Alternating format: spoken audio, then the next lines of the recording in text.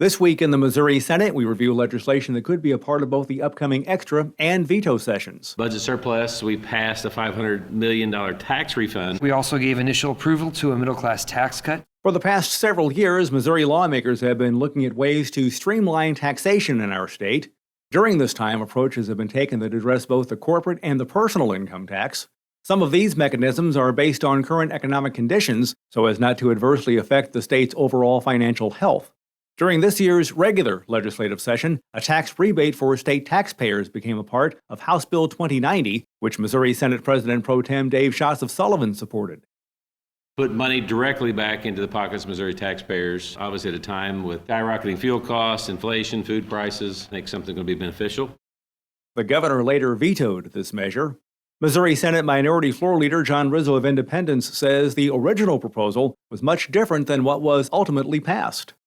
We started at kind of making it look more like the means testing that he did during the COVID stimulus or whatever you want to call it. And it was, I believe, 150, 175 household, and then 80, 75, 80 per individual. And I just think that was kind of a no-go. But then at that point, they also stair-stepped out. So what we did was we made it higher, but we also did a cliff.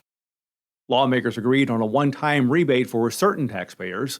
When Missouri Senate Majority Floor Leader Caleb Rowden of Columbia talked about this concept in April, he offered a cautious approach. Well, I certainly love the idea of giving money back to Missourians. I do think there is some concern with how it's done, the mechanism. I think it's one thing to say we want to give $1 billion back to Missourians. I think it's another thing to say, we're going to do it the right way and in a way that stakeholders, DOR, and all the various folks can get on board with. I assume that'll be a conversation that comes up in Approach Committee. We'll probably take their lead after that. Instead of a one-time tax rebate, the governor would now like to see a permanent tax cut made to the state income tax.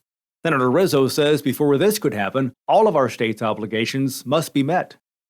I think we have a lot of things that we need to fund. Obviously, putting money into the pockets of people is the best place to put it. But I also think we have bare minimum of responsibilities as a state to make sure that we're fulfilling, like paying teachers, like making sure our roads and bridges are in stable condition, infrastructure issues, different things like that, public education in general. Can always use more money, fully funding the transportation formula. In addition to reducing the top individual tax rate, the executive branch is asking the legislature to raise the standard deduction for married filers and eliminate the bottom tax bracket.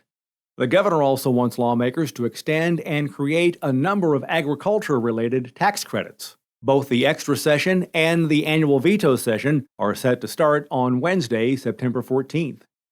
And remember, you can follow these and other issues facing the Missouri Senate by visiting our website, senate.mo.gov. Reporting from the state capitol, I'm Dean Morgan.